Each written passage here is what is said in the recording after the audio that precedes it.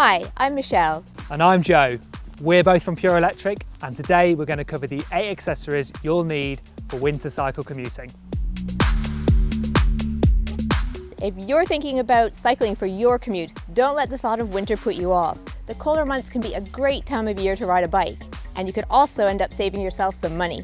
As always, make sure you subscribe to the channel and click that bell icon so you get notified when we upload a new video. First thing you'll need, a rainproof jacket. You'll be surprised how seldom you actually get rained on, but when it does happen, you'll want to make sure to have a good waterproof jacket that's also breathable. Jackets of old would often be very waterproof but lacked breathability, meaning you'd find yourself overheating, although this is a little less of a problem on e-bikes compared to a normal bike. However, technology has come a long way and is continuing to improve. Vents or zippable underarms are some of the things you'll see to increase breathability. On high-end jackets, you'll see layering of membranes and materials that stop water from getting in while keeping the jacket breathable. Some jackets are also made to be packable, so they're easier to keep with you just in case you get caught in a rainstorm while you're commuting. For winter riding, it's a good idea to make sure the jacket allows you to layer up underneath for those chillier mornings. So make sure it doesn't fit skin tight. A final tip from me, whatever jacket you choose, be sure to follow the washing instructions to make sure it stays waterproof for years to come. Item number 2 on the list is gloves. Now my fingers really suffer in the cold, so gloves are near the top of my list when it comes to commuting in the winter. And as you rely on your trusty fingers for braking and for shifting the gears, it's very important to look after them. Wearing gloves also has an added benefit should you come off your bike. Your hands have some protection. Gloves made for cycling have better wind protection, and some also have a waterproof layer built in, which are worth their weight in gold on wet winter rides. If the extra protection on your hands really appeals to you, then there's also fingerless gloves for warmer weather. On to item number 3, a lock. It goes without saying that no one wants to have their bike stolen, so it's well worth investing in a really good lock. Here in the UK, locks are tested and rated by an independent non-profit organisation called Sold Secure. You should look for the top level, gold, for your e-bike as they offer the most protection. You should expect to spend around £60 to £100 for a really good quality lock. Now this may seem expensive, but for both of us, we'd much rather spend money on a lock than have our bike stolen.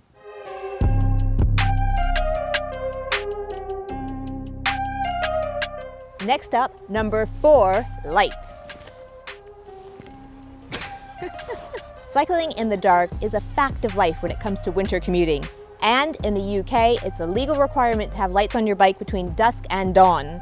They're also a great idea for riding in the day, as the wet winter roads combined with the sun that's low in the sky can make it harder for other road users to see you.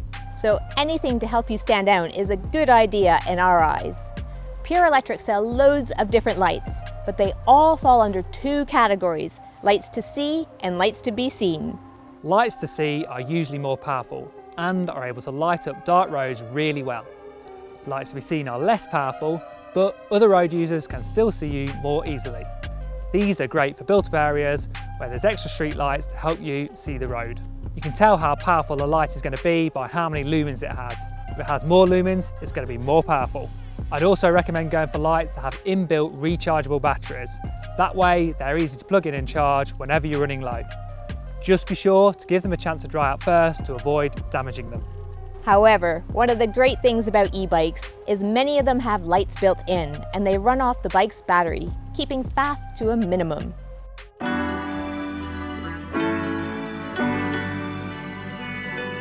The 5th item is a helmet.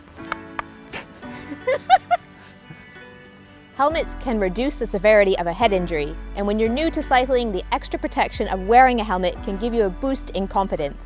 There are a lot of different styles to choose from, so the main thing is to go for one you like the look of, is lightweight and well ventilated.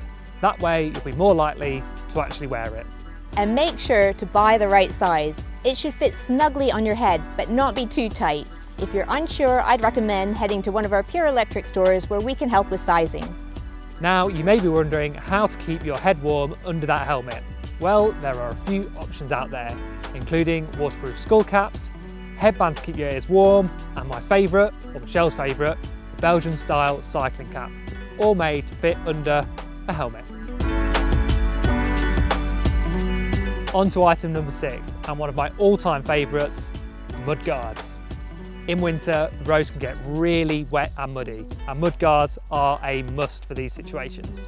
They do exactly what they say, helping to keep you clean and dry. You'll also be spreading good commuter vibes, as you won't be spraying your fellow commuters behind you. Mudguards also add protection for the moving parts of your bike by keeping the dirt and grime away. So your bike will run smoother and the parts will last longer. You'll find many e-bikes which are designed for transportation come with mudguards as standard. But if not, you can find our range in the video description below. On to item number 7, and possibly Michelle's favourite, bags and racks. If you want your commuter bike to be practical, I can't recommend using racks enough. You can have racks on the back or front, and again, a lot of e-bikes made for transportation will come fitted with a rack. You can then decide to use a bungee cord to strap a standard bag to the back of your bike, or you can go for a bike-specific bag, like a pannier or pannier, depending on how you want to say it, which clips onto the side of the bike rack. If you don't fancy panniers, then I'd recommend going for a backpack, which is highly visible like this one, and waterproof, which means you can carry things without the risk of them getting wet.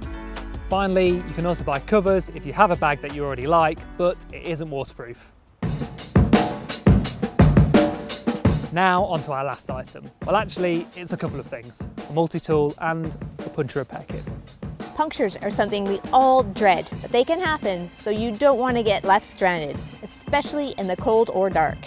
In order to avoid any long walks, it's best to keep a puncture repair kit and a few tools with you, meaning you can sort out any problems and be on your way in no time. We both like to keep our tools in our pannier or in our bag. A little tip from us, if your tools are rattling around and they're kind of making a bit of noise, wrap them in a plastic bag or another bag inside your bag, then they're much quieter. In my bag, you'll find a multi-tool puncture repair kit, which includes the tire levers and a hand pump, a patch kit and a spare inner tube. If you've made it this far to the end of the video, then well done.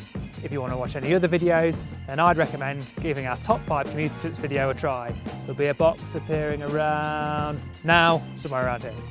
As always, don't forget to like, subscribe, and click that little bell icon so you get notified when we upload a new video. Thanks for watching. Goodbye. Bye.